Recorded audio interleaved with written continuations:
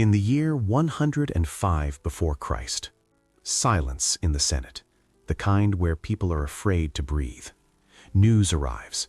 2 consular armies have been ground into dust. 80,000 Roman citizens are dead. The Cimbri and the Teutones are 2 weeks' march from Italy, and there are no reserves. None. And then Gaius Marius says the unthinkable. Recruit the poor into the legions, men with no land, no money, no legal right to serve. People stare at him as if he has lost his mind. But the alternative is to wait for the barbarians at the walls of Rome. 3 things. Why the old army of citizen landowners broke under the strain of new wars. What Marius changed in recruitment, organization, and training, from how the cohort worked to the mindset of the soldier. And how victory over the barbarians turned the legion into a political force that would soon start dictating terms to Rome itself. Now watch how salvation became a curse. Morning on the field of Mars, dust in the throat, sun in the eyes, and all around, men who were arguing with their neighbors about boundary stones just yesterday. Now they stand in line before the censors and list not their heroic deeds, but their property. How much land, what kind of house, how many animals, who is in the family. Rome listens to this more carefully than to any oath of loyalty. Because in the old republic, the man expected to fight was the man who had something to lose. A poor man in this system was extra baggage, not because he was a bad person, but because he had no way to prove he was reliable. No plot of land meant no roots. You were not grown into Rome like an olive tree into stone. The census rule was simple. Property means eligible. No property means stand aside and vote at the assemblies if you like.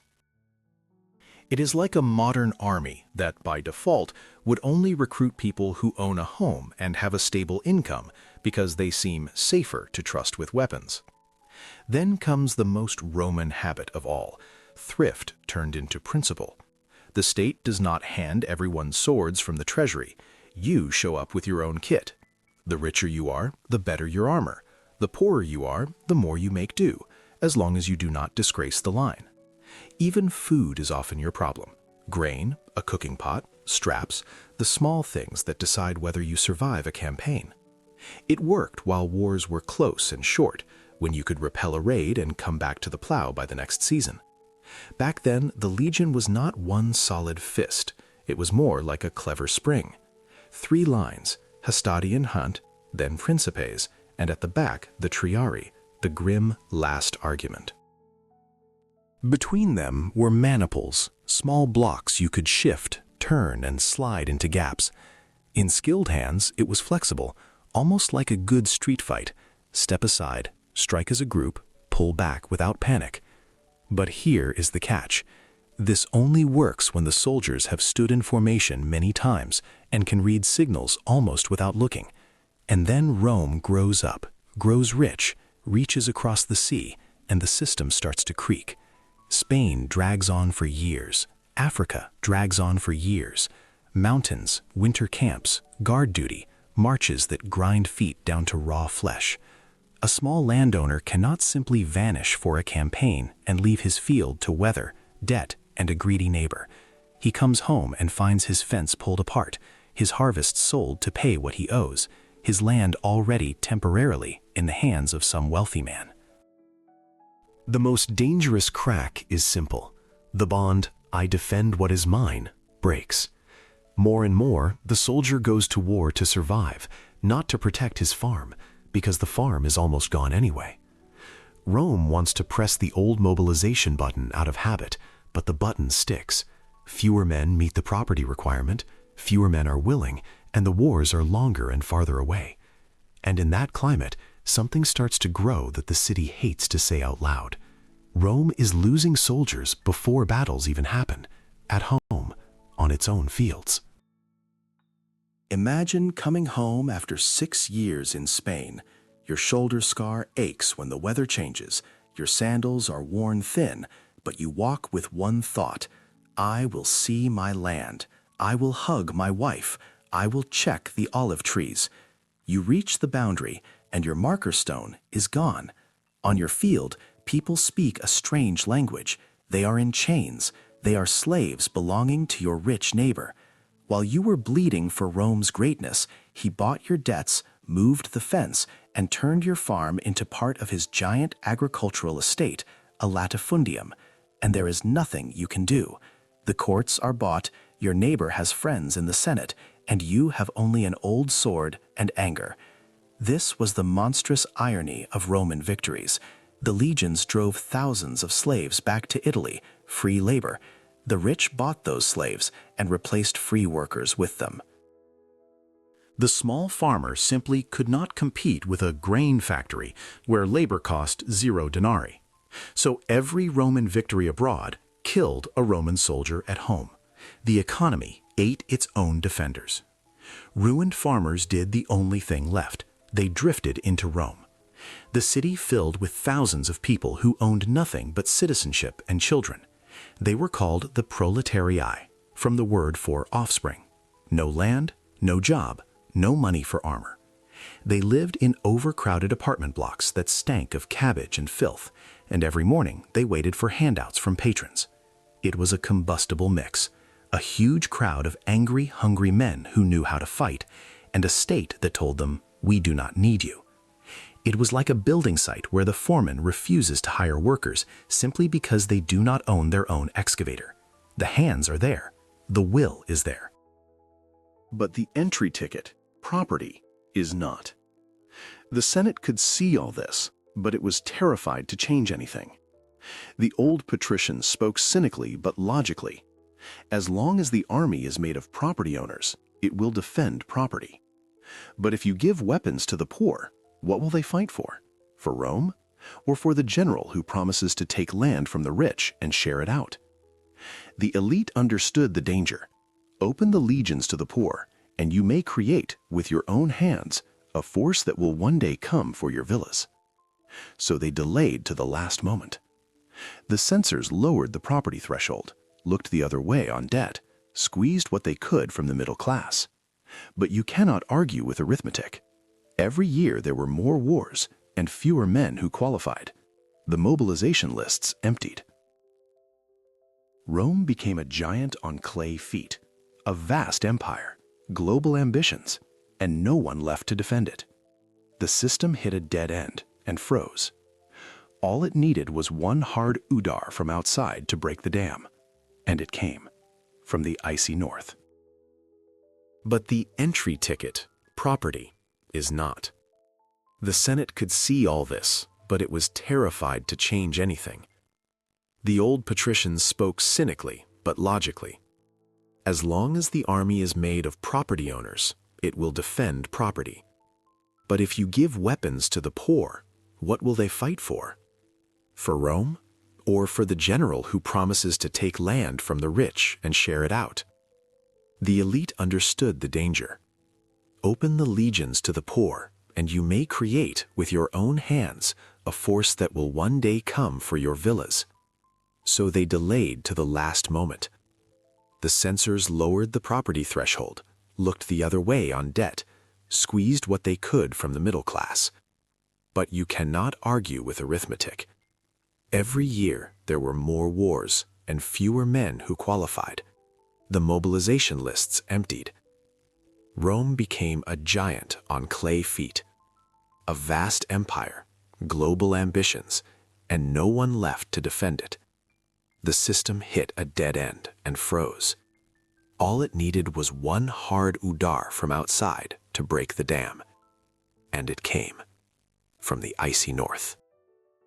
Rome was used to fighting armies. An army is understandable: soldiers, commanders, supply trains, maneuvers. But what rolled down from the north at the end of the 2nd century before Christ was not an army, it was an avalanche.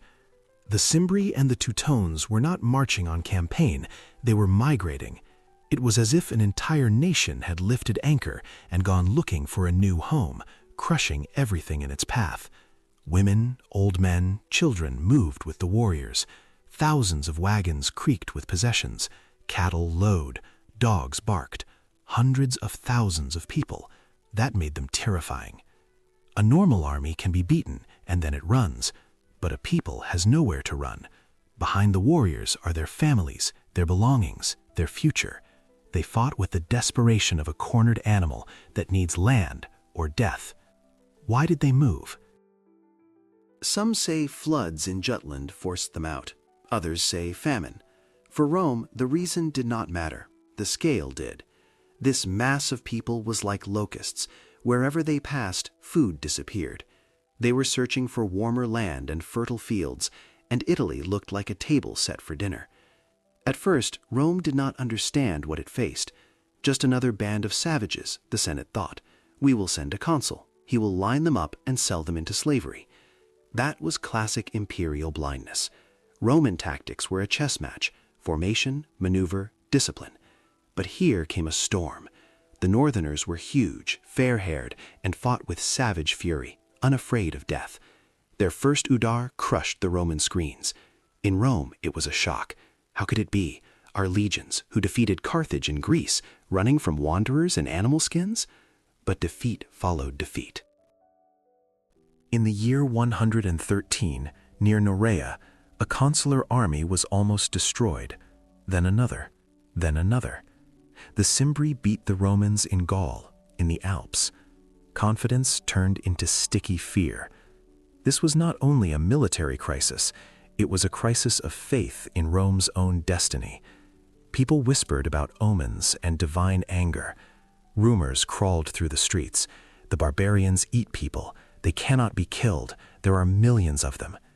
Panic is a terrible thing. It destroys a state faster than enemy swords.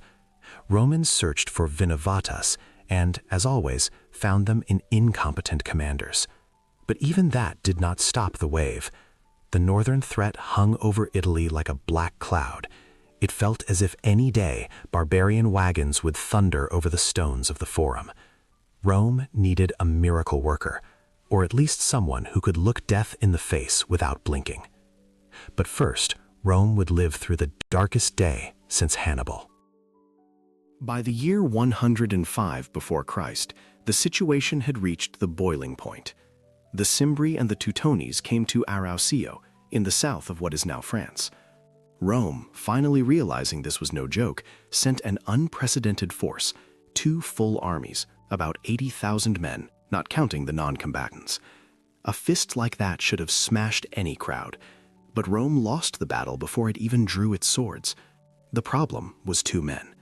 The forces were led by the proconsul Quintus Servilius Caepio and the consul Gnaeus Malleus Maximus.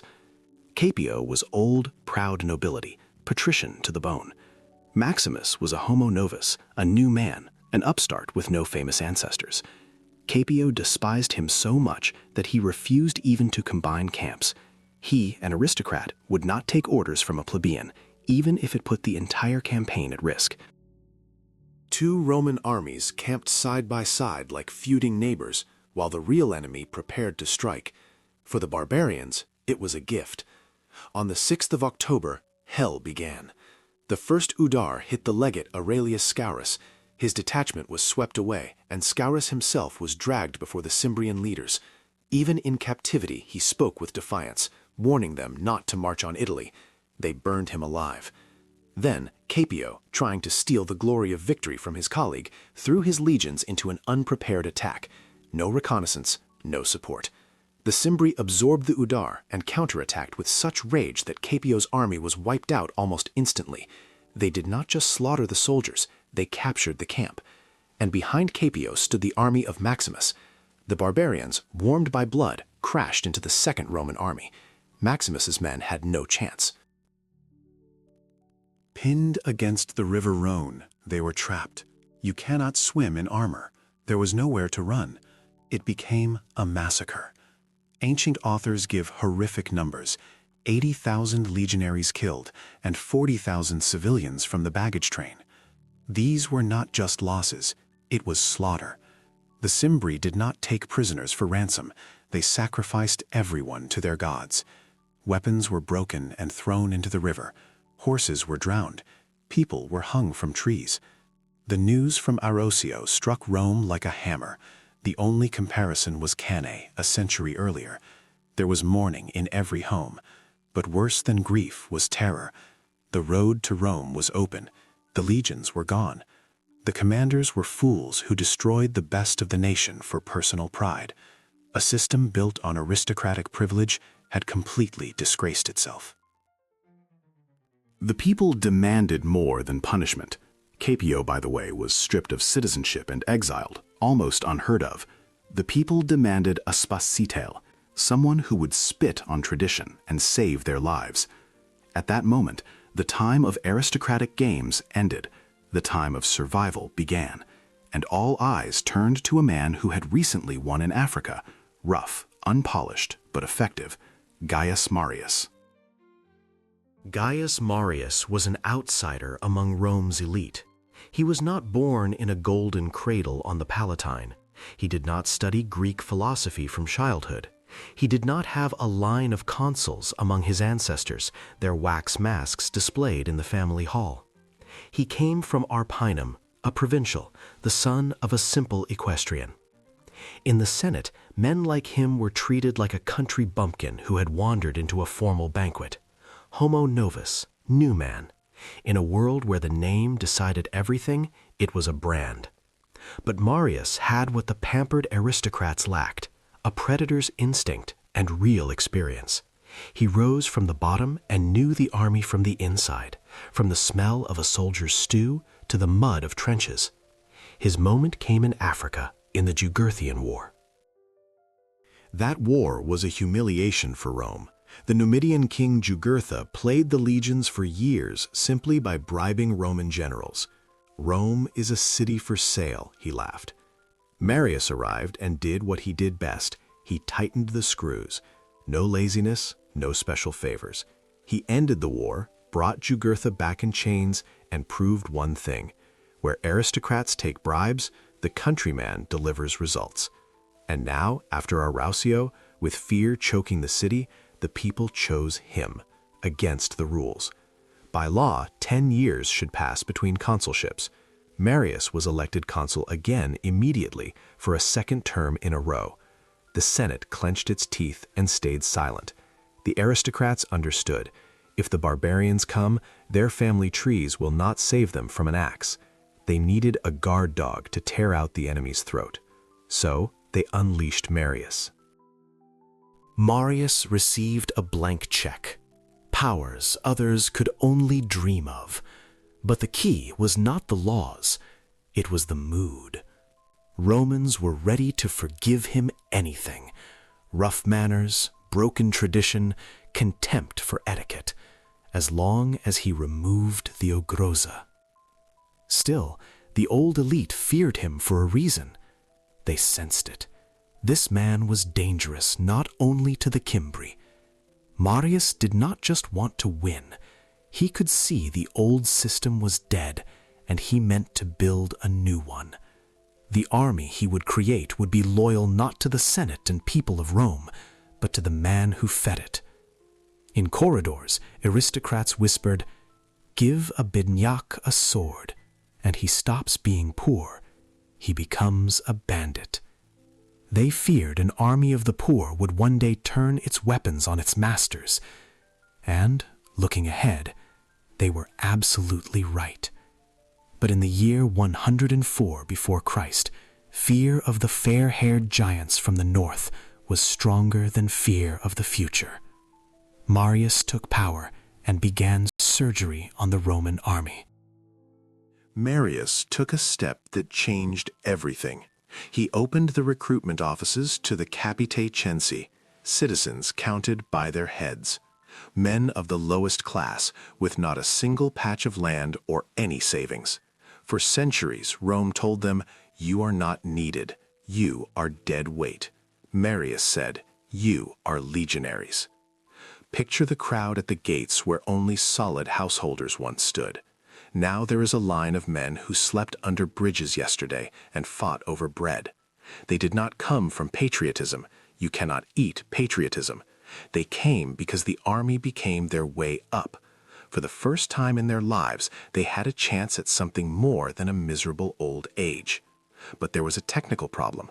Before, a soldier arrived with his own kit, a helmet from his father, a sword bought after harvest.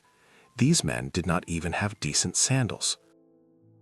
So Marius made a second revolutionary decision. The state would provide everything. The armories opened. Legionaries began receiving state-issued weapons. It sounds small, but think about it. Before, the army was a patchwork crowd, each man dressed however he could. Now the legions started to become a faceless, standardized machine. You receive a helmet, you receive a shield, you receive a sword, you sign for it. The state, or in practice, the commander, becomes your provider, your parent, your lifeline. Service stopped being a temporary obligation. Before, you fought in summer and went home for the harvest. Now you sign on. You are a professional. You do not worry about your olive trees because you do not have any. Your home is a tent. Your family is your conturbinium, the men who share it. Your work is to kill. Marius created a class of people for whom war became the only way to live. They trained not once a year at musters, but every day. The jump in quality was enormous. A professional will beat an amateur, even a brave one. But there was a price. Marius may have saved Rome from the barbarians, but he planted dynamite under the foundations of the Republic. The poor soldier began to look at his general like a god. The general gave him food, clothing, a share of loot, and a promise: serve and you will get land. The Senate, meanwhile, looked like a club of men in togas who had never held anything heavier than a wine cup. The link, citizen to state, snapped. A new link was born, soldier to commander, and that link proved stronger than any oath. Now that the ragged ones were in the army, they had to be organized. The old manipular system, the three-line chessboard, was too complex.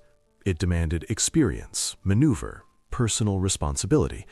Marius' recruits did not have that, and there was no time to train them for years.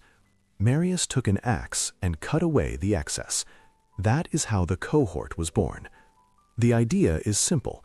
Before, a legion had 30 small maniples. Each had to know its exact place, shift, let others through, cover flanks, like a complicated dance. Marius combined 3 maniples into one bigger fist, the cohort. Now the legion had 10 fists instead of 30.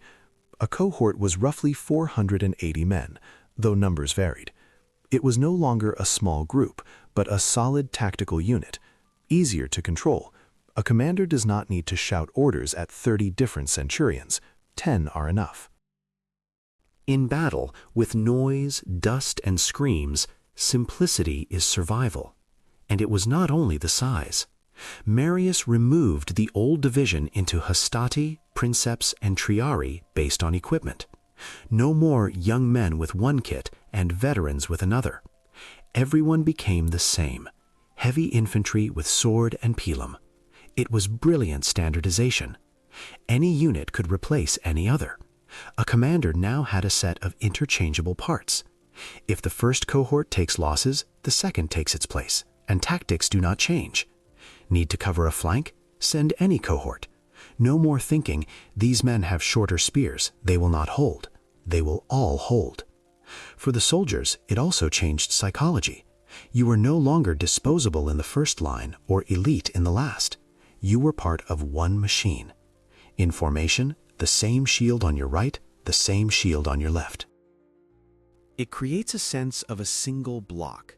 Historians argue whether Marius personally invented this or whether the process was already underway. Most likely he formalized what life demanded, but under him the cohort became the standard. The Roman army became heavier, rougher, but far more ustoiche. A maniple might collapse under a hard udar. A cohort would only fall if it was destroyed. And against an avalanche of barbarians, that was exactly what Rome needed. Once the state began issuing weapons, it naturally wanted to simplify logistics. Why make 10 types of swords if one will do? This is how the standard legionary kit, familiar from films, took shape. Marius, or the realities of his era, removed long spears from most troops and put in every soldier's hands the gladius and the pilum. The gladius was a short Spanish sword, perfect for tight fighting, stab into the belly from behind the shield. But the real trump card was the pilum. The pilum was not just a throwing spear, it was an engineering weapon, a heavy javelin with a long iron shank. The trick was how it behaved on impact. The legionary threw it just before contact, from about 15 to 20 meters. It struck the enemy's shield. Pulling it out in the chaos was nearly impossible. The iron bent, and the wooden shaft dragged along the ground, making movement awkward. The enemy had to discard the shield and stand exposed, and then the Romans arrived with swords. There is a story that Marius ordered one iron rivet on the pilum to be replaced with a wooden peg. On impact, the peg snapped, the weapon bent, and it could not be thrown back. A small change, and genius. But Marius went beyond weapons. He looked at the endless baggage trains that slowed the army to a crawl, wagons, mules, slaves carrying tents. Enough, he decided. He forced legionaries to carry their own equipment, weapons, armor, several days of food, tools for building camp, a cooking pot, all packed into a bundle on a pole. The weight could reach 40 kilograms. The soldiers nicknamed themselves the Mules of Marius, a crude joke and accurate. The payoff was mobility. The army did not have to wait for the baggage train to set camp or eat. A legion could march 30, even 40 kilometers in a day and still be ready to fight. Against fast-moving barbarians, that gave Rome the ability to set the tempo. Standardization turned the legion into a factory. Parts became interchangeable. A sword breaks, replace it from stores. A helmet is lost, receive the same model. Training recruits became easier. Do as I do. One standard of movement, one standard of strikes. The Roman army became a conveyor belt of death, where individual talent gave way to collective efficiency. An army of poor men is not held together by swords. A sword can be dropped when fear takes over. An army is held together by what cannot be dropped: honor, pride, shame before your comrades. Marius understood that perfectly. The soldier needed a symbol he would die for, even when logic screams, run. Before, legions had 5 different standards for different units: an eagle, a wolf, a minotaur, a horse, a boar, like a traveling zoo. Marius simplified it: one eagle, the aquila, a silver, later gold, eagle with wings spread on a tall pole. One symbol for the entire legion, and it worked like magic. The eagle became the heart of the legion, not metaphorically, but almost literally. If the eagle lived, the legion lived. If the eagle was lost, the legion was finished, even if half the men still breathed. Rome treated it that way. A legion that lost its eagle could be dissolved forever. Its number was struck off the rolls like the name of a traitor. The eagle was guarded by a specially chosen man, the aquilifer, a proven veteran whose courage could not be questioned. He might not be in the first rank, but his task was worse. He stood near the center and had no right to retreat. Even if others ran, he stood. He became an anchor. Soldiers saw the eagle, and the line held. Because to retreat past the eagle was to admit cowardice in front of everyone. There is a famous story from the time of Julius Caesar. During a landing in Britain, legionaries hesitated to jump from ships. The Britons were on the shore, shouting, brandishing weapons. And then the aquilifer of the 10th Legion jumped into the water with the eagle and cried, "Jump in, unless you want the eagle to fall into enemy hands." The legionaries surged after him. The symbol dragged men into battle. Marius created a cult of the eagle. The legion began to feel not like a crowd, but like a bratstva with a sacred object. Rituals, oaths, parades before the eagle, all of it turned a group of poor men into one organism. But there was another side. The eagle bound men together, but not to the Senate and not to Rome as a political idea. It bound them to the legion, and the legion belonged to a commander. That is how a dangerous replacement slowly appeared. The soldier loved his eagle more than the Republic, and the eagle followed Marius. Later it will be Sulla, Pompey, Julius Caesar, each with his own eagles, marching against other Romans. For now, it worked. Marius turned the army into a psychological fortress. But in that fortress, there was less and less room for the men outside, patricians in togas who still thought the army served them. Marius gathered the poor from the streets and gave them swords, but a sword in the hands of a drunk is still a drunk with a sword. They needed conditioning, and Marius delivered it. Every evening, wherever the Roman army stopped, it built a camp.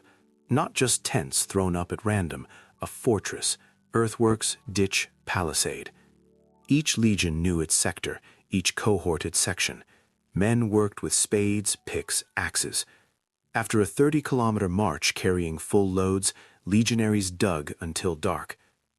Aristocrats in Rome called it humiliating. A free citizen should not dig like a slave. Marius did not care. He knew a simple truth. An army that can build defenses in 2 hours is never unprotected. The enemy can strike at night or set an ambush, and the Romans are already behind a wall, sleeping. The camp is a mobile fortress. And psychologically, it calms the soldier. Even in foreign land, each evening you return home. But the deeper purpose was discipline. Digging trained order and automatic obedience. The legionary learned to do what he was told without thinking. In battle, there is no time to think. You need reflex. The centurion says hold the line, so I hold, even when men fall beside me. Marching was its own kind of torture. 30 kilometers a day was normal, full gear, blazing heat or mud. Not a stroll, a breaking of the body. The body adapted.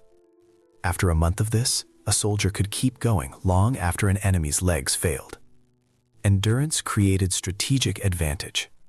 Rome could appear where it was not expected, catch a retreating enemy, escape pursuit. The faster army sets the terms. Discipline was not only harshness, but predictability. Marius was not a tyrant. He punished, but by rules. If a man deserved it, he was flogged. If he deserted, he was executed in front of all. But if he was brave, he was rewarded. Money, honor, promotion. The legionary understood, this system has order. Break it, and you pay. Excel, and you are noticed. And here is a challenge for you. There were real Roman standards. A legionary had to march 29 kilometers in 5 hours, carrying around 40 kilograms. That was called iter justum, the normal march. If speed was needed, iter magnum, the same 29 kilometers in 4 hours. And if it was truly urgent, iter maximum, up to 40 kilometers, almost at a run. If this video gets 500 comments, I will put on reconstructed legionary equipment, take 40 kilograms of weight, and attempt the standard on camera. Write the word legion if you want to see how I die of dehydration for your entertainment. Marius turned the army into a machine, but a machine needs fuel, and that fuel is not only food and water. The fuel is victory. Marius understood one thing. A fair fight with the Northerners would be suicide. The Cimbri and the Teutones were bigger, stronger men who grew up hunting and fighting. In a direct clash, mass against mass, their weight could crush a Roman line. And Marius had recruits, yesterday's wanderers, men who had not yet smelled real blood. Throwing them at the barbarians would be like throwing puppies under a millstone. So Marius does something that made his officers stare. He refuses to fight. The Roman army locks itself inside a fortified camp, and the Teutones start circling it, hundreds of thousands of people. They come right up to the rampart, bare themselves, throw filth, and shout until blood runs cold. "Hey, women, we are going to Rome. Want us to pass a message to your wives? We will take good care of them." Inside the camp, it was awful. Legionaries grabbed their swords and begged, "Let us out! Let us tear them apart!" But Marius was Nelli Diana Stina. He walked the rampart and calmly said, "Watch, just watch." It was cruel training and brilliant. At first, the Romans saw demons, but week after week, fear burned away. In its place came cold, angry hatred. Soldiers saw that demons also sleep, eat, stumble, get drunk. The mystique died. What remained was the desire to open the gates and silence those mouths. Marius was waiting for that click, the moment the army stops fearing and starts hating. Then came the stomach strategy. The huge barbarian mass consumed everything in the region. They had to keep moving to avoid starvation. And they made the fatal mistake. They split up. The Teutons went one route, the Cimbri another, simply to avoid crowding. Marius, watching from the wall, surely smiled. You cannot smash an avalanche head-on, but if it breaks apart, you can destroy it piece by piece. He left the camp and shadowed the Teutons. Even now, he did not rush into heroics. His plan was cynical and simple. Trap the enemy with geography. Find the place where Roman discipline would beat barbarian fury. He wanted heat, high ground, thirst. He did not plan to give them a glorious battle. He prepared a slaughter. In Rome, nobody slept. Everyone knew if Marius was wrong, if he miscalculated, it was over. The next stop for the barbarians would be the Forum. But Marius had already chosen the place of execution, the valley near Aquae Sextiae. Marius caught the Teutons near Aquae Sextiae and immediately made a move that looked insane. He took a high hill with no water. The barbarians filled the low ground by the river. The Roman soldiers cried, "Do you want us to die of thirst while we watch the enemy?" Marius pointed to the river, where thousands of Teutons were watering horses and washing. "The water is there, but you will have to pay for it with iron." It was provocation at the highest level. Thirst is the best motivator. Now the Romans did not only want to kill, they needed to break through to water at any cost. First came a clash at the watering place. Slaves and light troops collided with the Umbrones, allies of the Teutons. The Romans knocked them back and drove them into the river. The water ran red. But that was only the opening. The main Teutonic forces arrived the next day. And here the positional trap snapped shut. Seeing Romans on the hill, the Teutons lost control. Tactics meant nothing. They surged up the slope, a huge, roaring crowd, convinced it would crush these shorter men. But running uphill in full kit is hell. When the barbarians reached the Roman line, they were already exhausted. They met a wall of shields and a storm of pila. The heavy javelins pierced shields and broke momentum. Then the shield wall stepped forward, downhill. A blow from above is physics. The Romans pushed tired barbarians, toppled them, cut them down. The Teutonic formation cracked. But there were still too many. The fight turned into a meat grinder. And then the trap fully closed.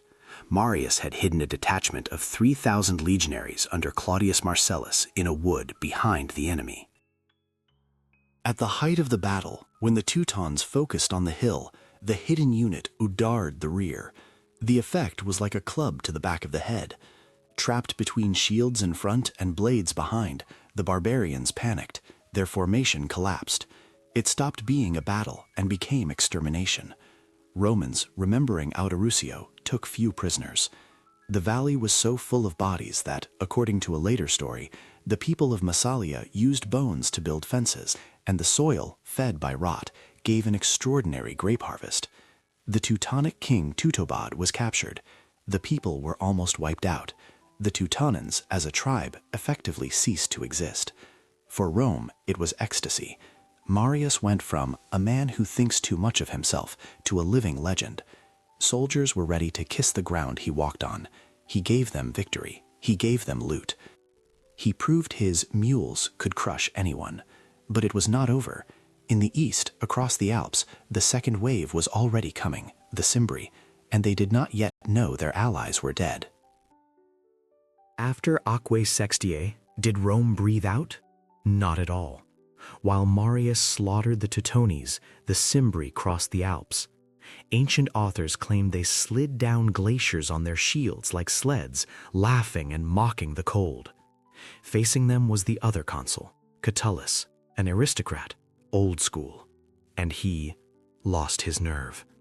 Seeing the avalanche, Catullus retreated, abandoning the entire valley of the River Po.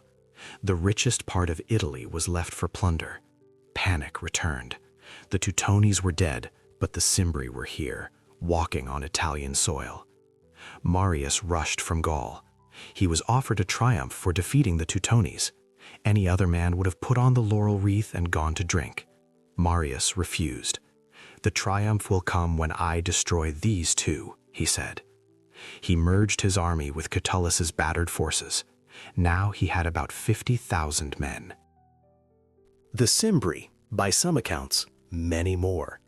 And then came a scene worthy of a hard, dark film. Cimbrian envoys came to Marius's camp. They did not yet know about Aquae Sextiae. They demanded land. "Give land to us and our brothers, the Teutones, and we will not touch you." Marius smiled. "Your brothers? Do not worry. Your brothers have already received their land. We gave it to them forever, and they will never leave it." The envoys did not understand at first. Then Marius ordered prisoners brought forward, Teutonic leaders in chains. When the Cimbri saw their kings in shackles, they understood. There would be no mercy. Talks ended.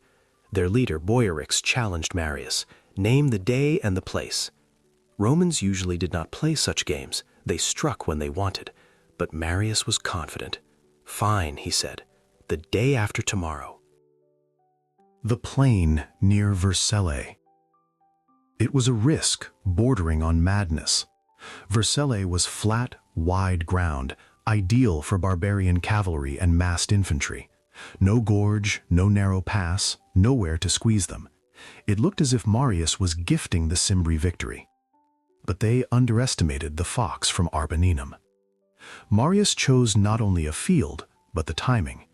He knew that on that day the sun would shine into the barbarians' eyes, and the wind would lift dry dust and drive it straight at them. Once again he fought not only with steel, but with geography. The night before the battle was grim. Both sides knew tomorrow decides everything. If Marius loses on that plain, there is no retreat. Rome is behind him. If he wins, a war of 10 years ends at last. Legionaries sharpened swords and prayed. Veterans checked straps and buckles. Recruits trembled. And Marius slept. He knew his machine was ready. Morning, the 30th of July. The plain near Vercellae. The Romans stand with the sun at their backs. The Cimbri face it directly. The wind raises clouds of dust and throws them into barbarian faces. Marius has set the trap. The Cimbri enter the field, and Roman breath catches. Their cavalry, 15,000 riders, advances in gleaming armor, helmets topped with horns and animal heads. Behind them comes the infantry, a huge, silent mass. Shoulder to shoulder, many tied together with straps so no one can run, a living wall of flesh and iron. And that wall moves. The sound is like the world breaking. The Cimbri charge. But they charge into sun and wind, almost blind. The Romans wait. When the enemy reaches throwing distance, thousands of pila rise and fly. The javelins bite into shields, breaking formation and creating chaos before the sword fight even begins. Then the Udar. Marius' cohorts crash into a mass that cannot see, cannot coordinate, cannot hear commands. Hell begins. Dust, heat, screams.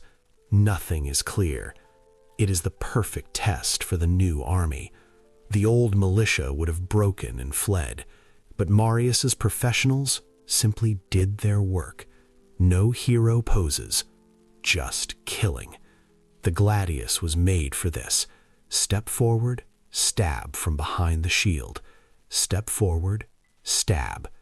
Methodical, almost Bezamotzi. The Cimbri fought like men with no future, but their formation dissolved. They were blinded. They could not see neighbors, could not hear leaders. The Roman cohorts moved like pistons, compressing and grinding them down. And then the Cimbri ran. But for them, running was only the beginning of the end. They fled to their camp, to the wagons where their women waited, and there a second front met them. Roman sources describe what followed with horror. Cimbrian women, seeing the men run, began killing them with axes, swords, punishing cowardice. Then, as Romans closed in, many people killed themselves rather than be captured and sold. They chose death over slavery. The defeat was total. The Cimbri, as a people, ceased to exist. And on that field, among tens of thousands of corpses, a new force was born. Marius' soldiers, covered in blood and dust, looked at what they had done. They, yesterday's poor men, the mules of Marius, had just saved Rome, not senators in togas, them. And a simple, strashna thought appeared. If we can save Rome, then Rome owes us everything. And Marius, their leader, became more than a general. His name was spoken like a prayer. He promised victory and delivered it. For his men, he became a real father, far more real than the distant republic. The war with the barbarians was won. The war for Rome was about to begin. Vercelli was over, blood dried, and the legion spread along Italy's roads. Yesterday you stood in a line where dust hid the sky. Today you walk home with a bag of loot and one thought: I saved Rome. What now? You return to the city and everything looks the same. Senators arguing about dignity, the rich smiling as if they held the line when the Cimbri came. And suddenly it becomes clear. A soldier has a sword, skills, brothers from the tent, but no life after war.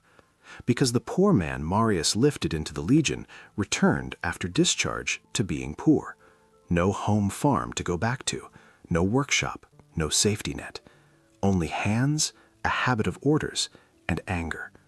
And then men with the same pakatka appear on the forum, veterans. They do not shout like a crowd. They stand silently, shoulder to shoulder. And that silence is louder than any speech. Where is our share?